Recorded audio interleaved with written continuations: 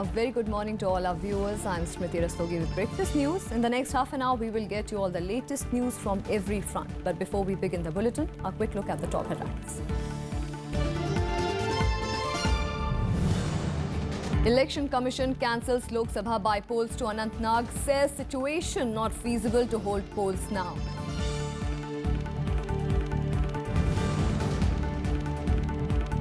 India vows retaliation after Pakistani mutilates bodies of 2 soldiers along the line of control in Poonch. Pakistan denies beheading.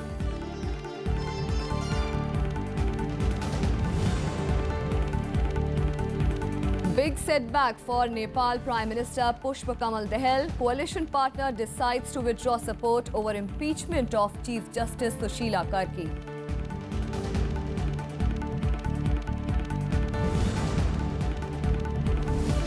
US President Donald Trump says he's willing to meet Kim Jong-un. Development and backdrop of repeated missile tests by North Korea.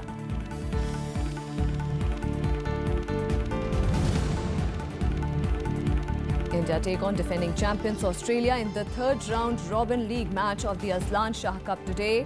Australia are 9-time winners of the tournament. The Election Commission cancelled the Anantnag Lok Sabha by-poll. The poll body has said that the situation is not feasible to hold elections right now. The by-poll, earlier slated to be held on April 12th, was postponed for May 25th due to poor law and order situation. The commission, which issued the order late last night, said non-availability of sufficient number of security personnel was another reason to cancel the poll process. The decision came after the Home Ministry on Monday turned down a request by the Election Commission for additional security forces for the Lok Sabha by-poll. The ministry has said it could only spare 30,000 personnel. Last week, the Election Commission had asked the Home Ministry that 740 companies of paramilitary forces be put at its disposal by May 12th so that proper deployment of forces could be undertaken. Pakistan on Monday mutilated the bodies of 2 Indian soldiers who were martyred in an unprovoked exchange of fire in Poonch's Krishan Ghati sector in Jammu and Kashmir. The Indian Army warned that it will deliver a fitting response to the Pakistani Army's action. Army Chief General Bipin Rawat reached Srinagar in the wake of beheading. In a barbaric act, the Pakistani Army mutilated bodies of 2 Indian soldiers who were martyred along the line of control in Jammu and Kashmir's Poonch district. The 2 were Paramjit Singh and Prem Sagar. They were killed as Pakistan fired rockets at a forward defence location post. Another BSF Jawan was critically injured in the firing. इसमें stand off fire हुआ है from across and from the Rosa and Battle posts of enemy posts from Pakistan side, जिसमें initially 3 injuries हुई थी. देखिए, इसको हम अभी मैटर अंडर इन्वेस्टिगेशन है, इसके बारे में भी कुछ नहीं बता सकते हैं कि whether it was infiltration attempt और क्या था. बट मोस्टली हम ये कहेंगे कि this was a ceasefire violation, जिसके तहत ये 2 लोगों की डेथ हुई है और एक कांस्टेबल जो है हमारा इंजर्ड है बीएसएफ का. India vowed an appropriate response to the beheading. Defence Minister Arun Jaitley saying their sacrifice won't go in vain. ऐसी हरकतें तो युद्ध में भी नहीं हुआ करती और निश्चित रूप से शांति में तो कभी नहीं होती. भारत सरकार इसकी घोर निंदा करती है.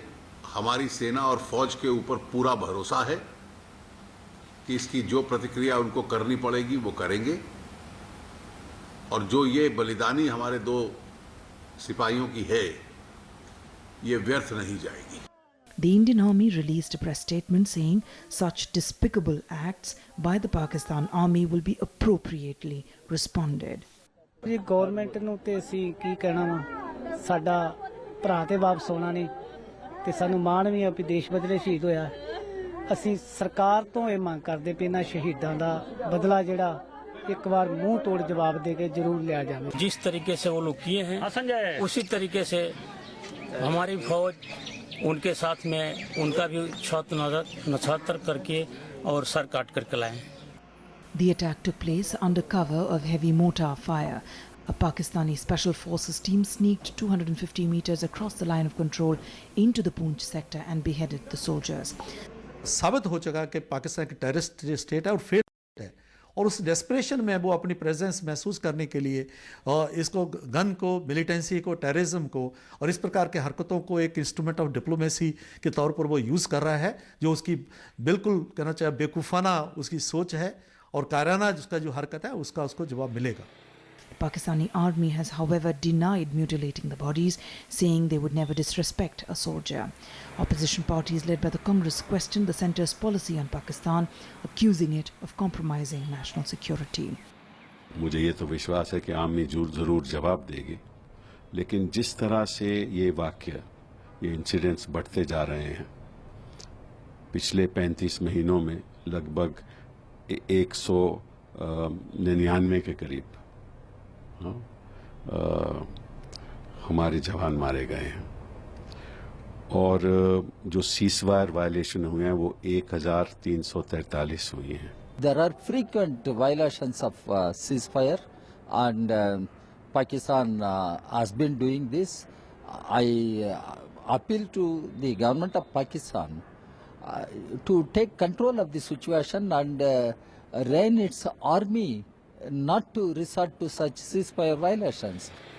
Home Minister Rajnath Singh held a high security meeting at his official residence in Delhi to review the state of security in Kashmir. Army Chief General Bipin Rawat reached Srinagar on Monday and took stock of the security situation. Bureau Report, Rajya Sabha TV. And as many as 7 people were killed on Monday in an attack on a bank's cash van by Hizbul Mujahideen terrorists in Kashmir's Kulgam district. After heavily armed militants waylaid a cash van of the Jammu and Kashmir Bank, 5 police personnel and 2 bank employees were pulled out and shot at point-blank range. While 4 policemen and 2 bank employees died on the spot, the 5th policeman succumbed to injuries at a hospital. The Hizbul Mujahideen militant outfit, which claimed the responsibility for the attack, has said that the militants allegedly fled with 4 weapons which were being carried by the guards. It is still not clear whether they ran away with any cash. ये जो है इनके जो terrorist हैं, जो militants हैं, इनकी desperation है, क्योंकि जब हमारी तरफ से, जब पुलिस की तरफ से, सिक्योरिटी फोर्स की तरफ से उन पर दबाव बनाया जा रहा है, तो इस प्रकार के जो सॉफ्ट टारगेट पर ढूंढते हैं और चोरों की तरह आके ऐसे अटैक करते हैं। उस अटैक में ये हमारे लोग शहीद हुए हैं, लेकिन उनकी कुर्बानी जो है ज़ाया नहीं जाएगी। पक्के तौर पर जो टेररिस्ट हैं उनको जो है इसका भुगतना पड़ेगा और उनको जो है उनके साथ उसी तरीके से डील होगा जिस तरीके से उन्होंने जो है इनके साथ किया है। On to some more developments, India and Turkey have strongly condemned the use of double standards in combating terrorism. The 2 countries have agreed to strengthen cooperation in effectively dealing with the menace, both bilaterally and at multilateral fora. This was conveyed after extensive talks between Prime Minister Narendra Modi and Turkish President Recep Tayyip Erdogan. India and Turkey signed 3 agreements in the field of foreign affairs, cultural exchange and telecom after visiting Turkish President Tayyip Erdogan held bilateral talks with Prime Minister Narendra Modi on Monday. During the meeting, the 2 premiers took the stock of political, economic and cultural engagements. President and I are clear that the strength of our economies presents an enormous opportunity to expand and deepen commercial linkages between our countries. We need to approach the entire landscape of businesses, opportunities in a strategic and long-term manner. Az önce Sayın Başbakan'ın da ifade ettiği gibi ticaret hacmimizin yaklaşık 6,5 milyar dolarda olması bizim için yeterli bir rakam değildir. Bizim bunu asgari 10 milyar dolara en kısa zamanda çıkarmamızın. Both leaders also urged nations across the world to work together to disrupt terrorist networks and their financing. No intent or goal, no reason or rationale can validate terrorism. The nations of the world, therefore, need to work as one to disrupt the terrorist networks and their financing and put to a cross-border movement of terrorists. Şunu altını çizerek ifade etmek isterim. Türkiye terörle mücadelesinde Hindistan'la tam bir dayanışma içerisindedir. Terör örgütlerinin Earlier in the day, Prime Minister Modi and President Erdogan attended the India-Turkey Business Summit in the capital, where Prime Minister Modi stressed the need for an increase in economic engagement between the two countries. Promising a business-friendly environment, Modi invited Turkish companies to invest in India's infrastructure sector, especially in ports, rail, housing, energy, hydrocarbon, tourism, textiles and auto. Economic cooperation is becoming an important pillar of every bilateral relation. India and Turkey enjoy good economic ties. The growth in our bilateral trade over the years. President Tayyip Erdogan was accorded ceremonial welcome at Rashtrapati Bhavan. He also visited Rajghat to pay tributes to Mahatma Gandhi. Erdogan arrived in India on Sunday for a two-day visit, his first foreign visit after winning a controversial referendum on April 16th that further consolidated his power as president. Turkey has an experience in fighting and balancing terrorism in its region, and can help India isolate Pakistan on the issue of terrorism. But the real question is whether Turkey can restrain itself in OIC on the issue of Kashmir.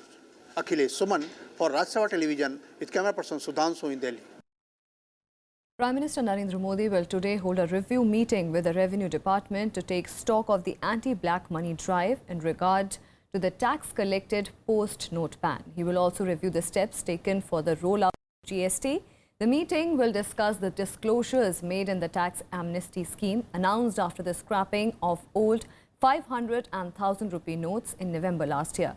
The Revenue Department will present a report card not only on the black money disclosed and tax collected because of it, but also the seizure of ill-gotten wealth during search and raids across the country. An update on the measures being planned by the Tax Department against tax evaders will also be discussed. The Prime Minister is also likely to discuss the goods and services tax, which is expected to be rolled out from July 1st. While the GST Council has decided on the 4-tier tax structure, the crucial fitment of the goods and services in the tax brackets is yet to be decided. And the much-awaited Real Estate Act came into force on Monday with a promise of protecting the right of consumers. However, only 13 states and union territories have so far notified the rules. The government has brought in the legislation to protect home buyers and encourage genuine private players. India's real estate sector is almost synonymous with inordinate project delays and poor quality of construction. More often than not, states have been half-hearted in their efforts to implement the Real Estate Regulation and Development Act 2016, a year after the central law was officially notified. Only 13 states and union territories, including Uttar Pradesh, Rajasthan, Gujarat, Odisha, Andhra Pradesh, Maharashtra, Madhya Pradesh and Bihar have ratified RERA so far. 13 other states and union territories are yet to publish the draft rules. 8 states have been published the draft, but these have not been finalized yet. Meanwhile, Jammu and Kashmir is out of the preview of RERA. Any state which is not implementing RERA immediately, they'll be loser. Why they'll be loser? Ultimately, today it's a politics of development. Anyone who is not, implementing RERA immediately, they'll be the loser in the long run. This is what we can say. So everybody has to come on board. The Act makes it mandatory for all builders to register with the Real Estate Regulatory Authority before launching or even advertising any project. Developers have been given time until the 31st of July to register. Developers will have to submit as well as upload project details, including approved layout plan, timeline, costs and the sale agreement. Under the Act, builders have to deposit 70% of the collected amount in an escrow account to ensure that money is not diverted from one project to another. Non-compliance will invite up to a maximum imprisonment of 3 years or fine up to 10% of the total project cost. पैसे का दूसरे में लगा दिया, दूसरे का तीसरे में लगा दिया, अब 10-10, 12-12 साल हो जाते हैं, वही नहीं मिलता, परचेजिंग नहीं मिलती इसके, अब लोग तो परेशान है इस चीज़ के लिए। कोविड मिलेगा, बिल्डरों पे लगाम लगेगी, आज दूसरा प्रोजेक्ट नया शुरू करके अपना पहला प्रोजेक्ट खत्म करें और पार्टियों को अपना हैंडओवर करें। The government described the implementation of the Consumer-Centric Act as a new beginning where buyers would be king. Even the ongoing projects which have not received completion certificate, they should register it within 3 months. मैं और भी समय दे रहा हूँ 3 महीने के लिए. The Indian real estate sector involves over 76,000 companies across the country. Over 2,300 real estate projects were being developed at the end of December 2016, and at least 40% of the projects were facing delays of about 3 to 4 years. Kriti Mishra's report for Rajya Sabha TV.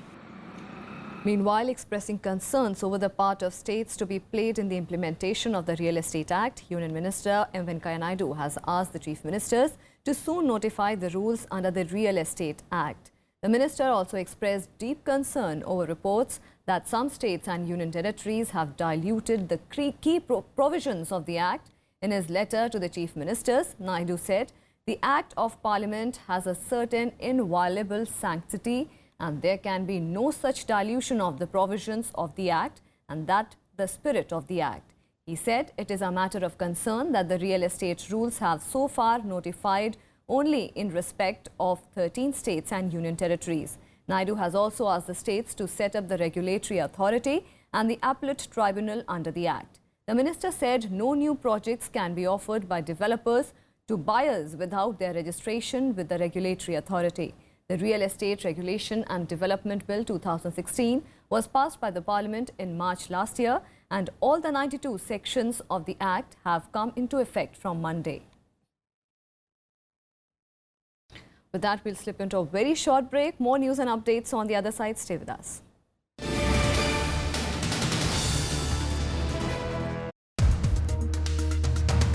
It was an EVM leher, not Modi leher. I think insult to the people of the country. Why does the secular lobby say that the nationalism which is projected by BJP is a pseudo-nationalism? We, after so many years, don't need any certificate from any lobby. BJP is becoming bigger than RSS, or RSS is overshadowing BJP. I don't think so that BJP can ever become bigger than RSS. Watch To The Point with Union Minister Dr. Harshvardhan only on Rajya Sabha television.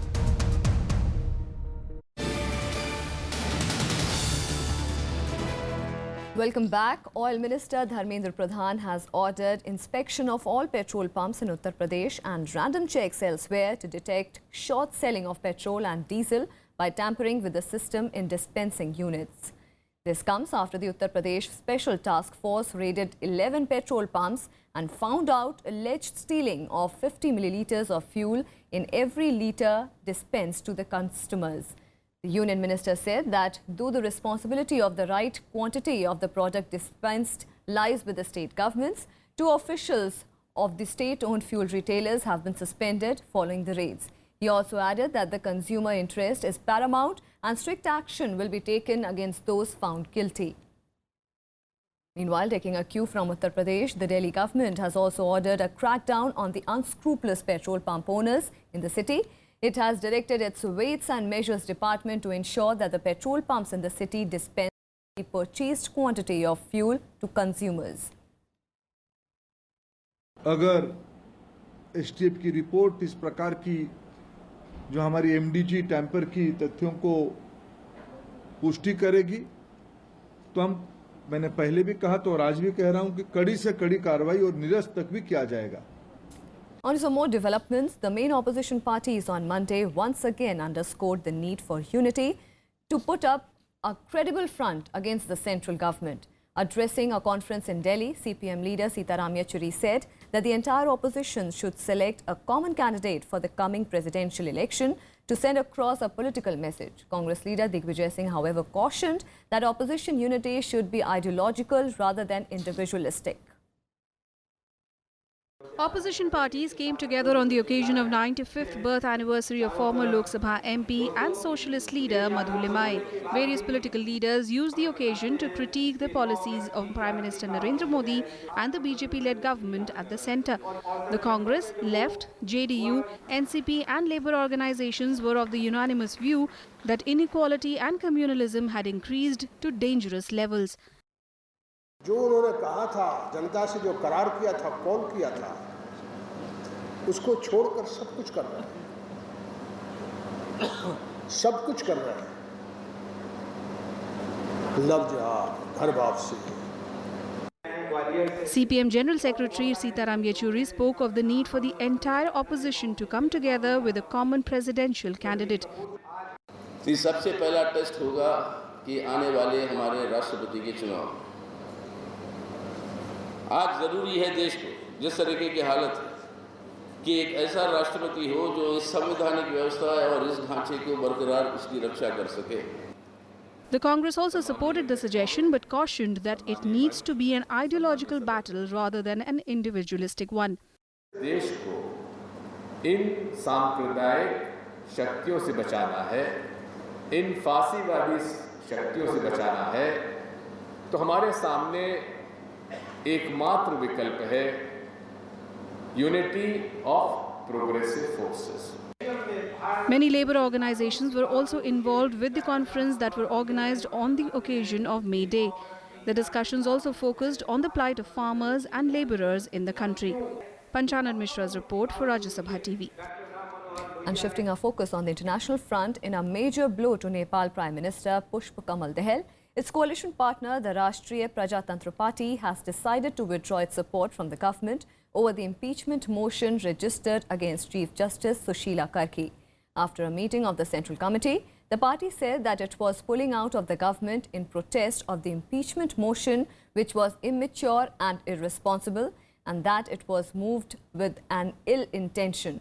The RPP is the fourth largest party in the coalition government with 37 lawmakers in the 593-member parliament. The government is not in a crisis right now, but could be reduced to a minority if another coalition partner decides to support, saying that the impeachment motion is likely to leave a long-lasting and negative impact on the overall situation in the country. The RPP asked for the immediate withdrawal of the impeachment motion in order to prevent the country from instability and crisis. The impeachment motion against Karki was registered on Sunday after she was accused of delivering biased verdict and interfering in the executive's jurisdiction. And in the backdrop of rising tensions with North Korea, US President Donald Trump on Monday said that would be willing to meet the leader Kim Jong-un under the right circumstances. Trump said he would be honored to meet the North Korean leader. The statement assumes significance as no US president has ever before met with the leader of North Korea. However, later the White House said that the US would first need to see changes in North Korean behavior before a potential sit-down. The developments come as North Korea carried out repeated missile tests in recent months and is threatening to conduct its sixth nuclear test. In response, the US has been carrying out military exercises in the region with South Korea. The US also began installing a controversial anti-missile system THAAD in South Korea last week, which has now become operational. The system's deployment is to defend against a North Korean missile threat.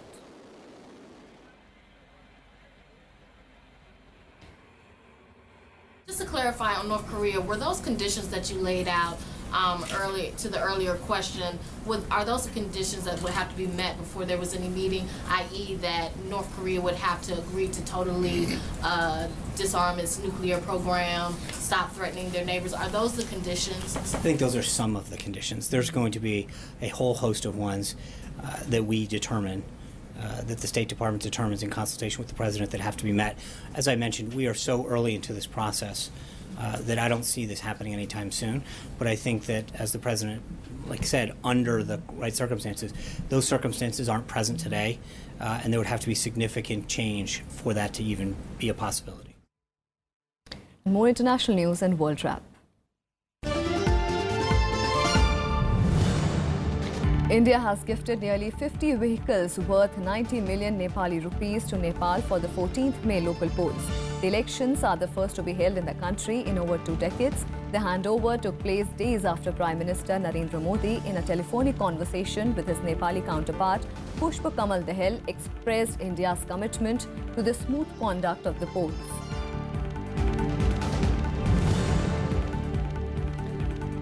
France's presidential frontrunner Emmanuel Macron and his rival Marine Le Pen attacked each other's vision of France against a background of May Day rallies. Macron painted Le Pen as an extremist, while she portrayed him as a clone of unpopular outgoing President François Hollande. The latest opinion poll shows Macron was leading Le Pen by 61% and 39% ahead of Sunday's election.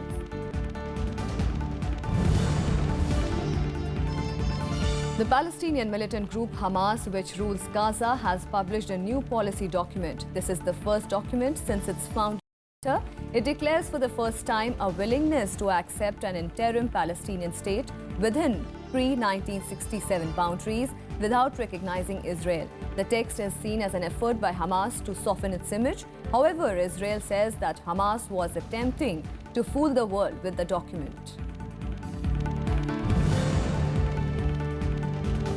The United Nations says a total of 309 civilians were killed during the month of April due to violence, terrorism and armed conflicts across Iraq. The agency says that IS terrorists have detonated car bombs in residential neighborhoods in Mosul and attacked civilians desperately fleeing the fighting as the security forces liberate more territory from the terrorists. They have also struck in liberated areas where people are trying to rebuild their lives using bombers. And sports news now, top seed Vikas Krishan in the 75 kilograms category and Gaurav Bidhuri in the 56 kilograms category advanced to the quarterfinals, giving India a good start at the Asian Boxing Championships on Monday. Vikas Krishan took barely a couple of minutes to book his quarterfinal berth. He sailed past after his Thailand opponent sustained a cut above his left eye just over a minute into the opening round. The bout was halted twice before the referee decided to stop the contest in favour of Vikas, while Gaurav Bidhuri also defeated a Thai in his first contest, going past Yuttapong Tongdi in the points decision. Gaurav now prepares for a tough bout as he is placed against the second seed Jiawei Hang of China. The tournament is a quarter-final for the August-September World Championships in Hamburg in Germany. Steered by an impressive start, a confident India aimed to take their performance a notch higher against defending champions Australia in the third round-robin league encounter of the Sultan Azlan Shah Hockey Tournament today. After being held to a 2-2 draw by Great Britain, Indian strikers produced a better performance in the 3-0 victory over New Zealand, who had earlier held world champions Australia to a 1-1 draw in their first fixture. Using the tournament to fine-tune their squad, after the induction of several youngsters, Australia gave an exhibition of their powerful game by outplaying host Malaysia 6-1 on Monday. World number 6, India are expected to earn a title showdown with Australia, who are 9-time winners of the Sultan Azlan Shah Cup and ranked second in the world even after disappointing show in 2016 Olympics. And with that, it's a wrap on this edition of Breakfast News. See you again tomorrow, same time. Till then, keep watching Rajya Sabha TV.